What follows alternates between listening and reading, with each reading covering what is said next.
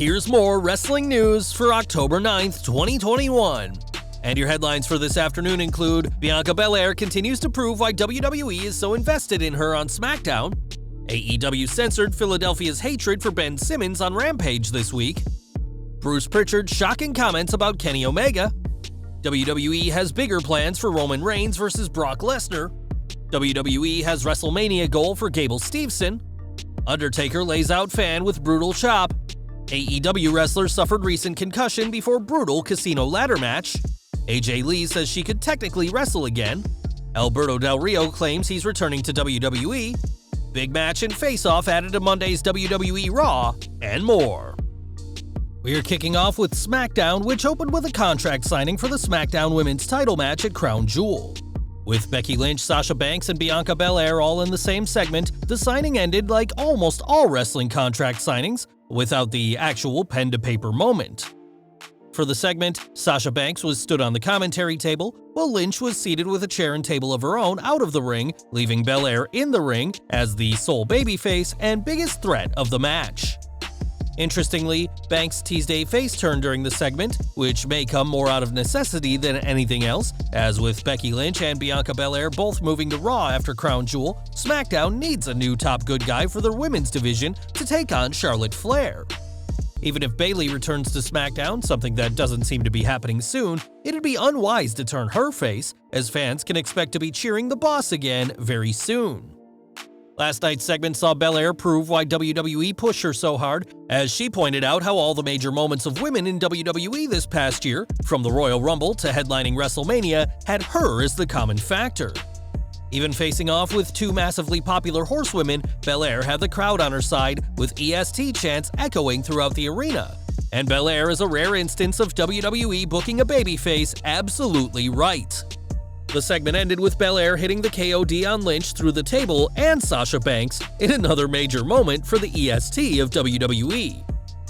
It says a lot about WWE's faith in her that Belair was in the main event of both Night 1 and Night 2 of the WWE Draft, as well as standing tall in the opening of SmackDown season premiere. We can only hope that her sustained push continues on Raw, and that her 26-second loss at SummerSlam, the only stain on her incredible 2021 record, becomes a distant memory. Becky Lynch was far from pleased after the segment, as she was forced to sign the contract by Adam Pearce and Sonya Deville, and after shoving the paperwork onto the nether regions of Pearce, the man will now have to focus on her two very capable opponents at Crown Jewel.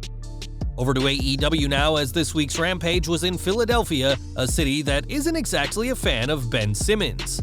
After announcing that he doesn't want to play for the Philadelphia 76ers anymore, the basketball star has become public enemy number one in the city, something the Acclaimed know all too well. When Max Caster mentioned Simmons during his pre-match rap, chants of Ben Simmons filled the arena, and Ringside News reports that these chants kept on coming and on two occasions rang out for a very long time. When the pre-taped Rampage made it to TV, though, the chants had been edited out and weren't a factor in the Acclaimed tag team title match with the Lucha Bros.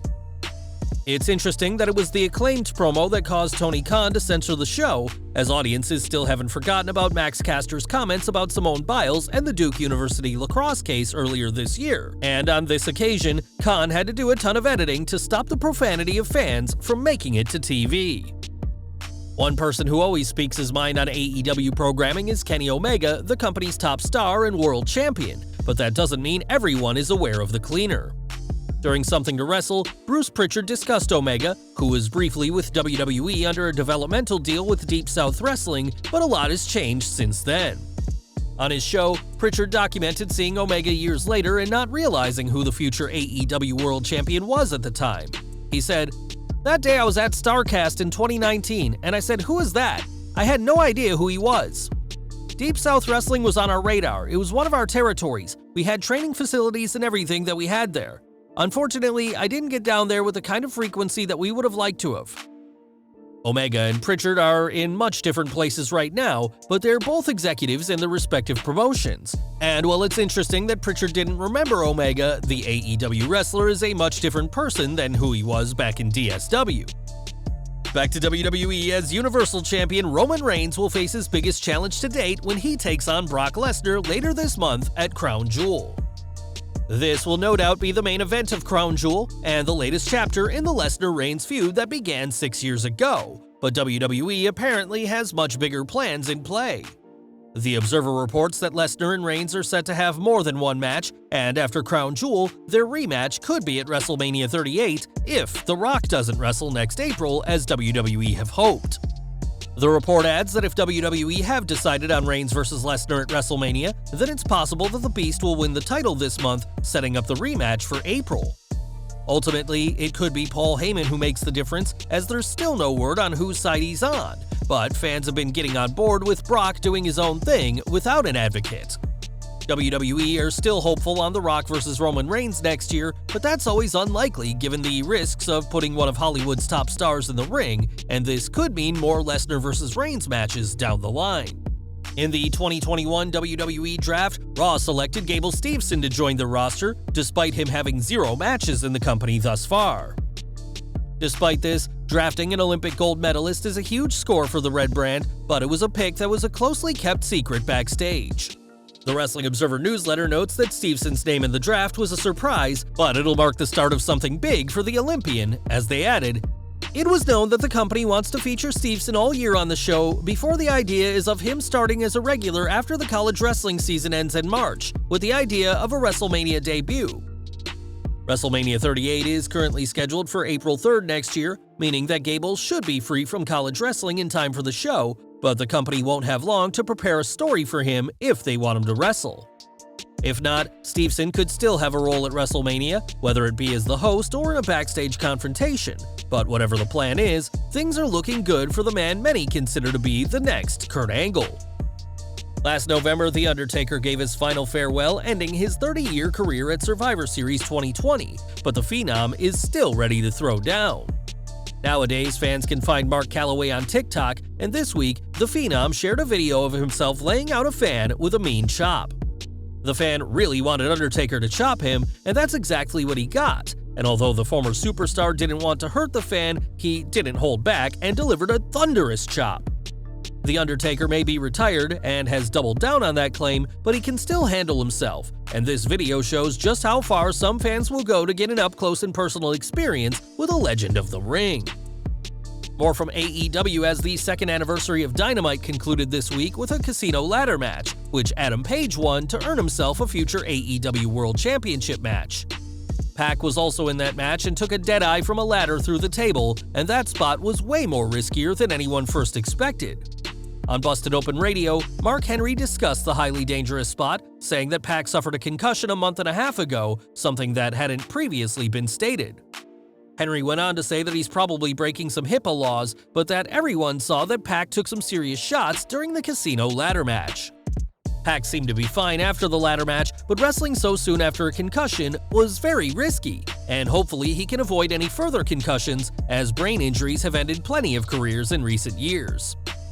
This week, AJ Lee announced her return to the wrestling industry as part of the relaunch of WOW Women of Wrestling, but she won't be getting in the ring herself. The former Divas champion hasn't wrestled since 2015, but there's still plenty of fans who are hoping that she one day changes her mind. Instead of being a wrestler, AJ will be an executive producer and color commentator for the rebooted series, and though she won't be wrestling, that doesn't mean it's impossible for her to throw down. Speaking on the WOW Superheroes YouTube channel, AJ told Izzy that she could return to pro wrestling, but she's enjoying the current generation of performers. She said, "I will say, I say the same thing in every interview, and it's always never say never, but don't hold your breath. What I mean by that is, I never say never to anything, physically, mentally, emotionally. I'm healed from everything I've gone through in wrestling. I could technically do it, but I'm so enjoying letting the next generation have their spotlight. I got to do everything I wanted to do, so it really would have to be, is that challenge there? I don't think the girls need me there. I think that they are going to take over the world all by themselves." Unlike the likes of Paige or Tyson Kidd, AJ hasn't retired for any medical reasons, but walked away from the ring to pursue other projects, ones that are still keeping her very busy. Fans shouldn't hold their breath for an in-ring return, but we used to say the same about AJ's husband CM Punk, but it'll ultimately be the former Divas champion's decision if she ever gets back in the ring as a professional wrestler. In 2016, Alberto Del Rio was released from WWE for the second time, and he's gone through quite a lot since then. Out of the ring, Del Rio has been working through a legal case after his ex accused him of kidnapping and assault, but has since taken back her testimony. Since a police report was filed, the courts are involved, but Del Rio is confident that not only will he be cleared, but he'll be back in WWE very soon. Del Rio is even telling people that he's going back to work for Vince McMahon once his legal situation is over, which seems doubtful given his comments about the company since being released. Famously calling Triple H one of the bosses in WWE with the big nose, Del Rio has said he's since apologized for his outburst in a 2019 interview, and that all's been forgiven. Ultimately, only Vince McMahon can decide whether Del Rio is given a third chance in WWE, and although a return seems unlikely, fans used to say the same about the likes of Brock Lesnar. And we're ending with Monday Night Raw, which will air next week from the Chase Center Arena in San Francisco, and the card is starting to come together. In a stacked tag team match, Raw Women's Champion Charlotte Flair and SmackDown Women's Champion Becky Lynch will team to face the Man's Crown Jewel opponents Sasha Banks and Bianca Belair. Raw will also feature the Red Brand's opening rounds for the two tournaments, as Kofi Kingston will face Jinder Mahal, while Xavier Woods will take on Ricochet. For the Queen's Crown, Doudrop will face Natalya, and Dana Brooke will get a rematch with the woman who beat her this week, Shayna Baszler. It's entirely possible that Mahal, Ricochet, Woods, or Kingston could take the throne at Crown Jewel, as could Natalya, Brooke, Doudrop, or Shayna Baszler for the Queen's Crown tournament, but they'll have to get through next week's Raw first on the road to Crown Jewel. Well guys, that's our news for today. Please share your comments below. Also hit the like button, subscribe to our channel, and hit the bell icon to receive all notifications. And as always, thanks for watching.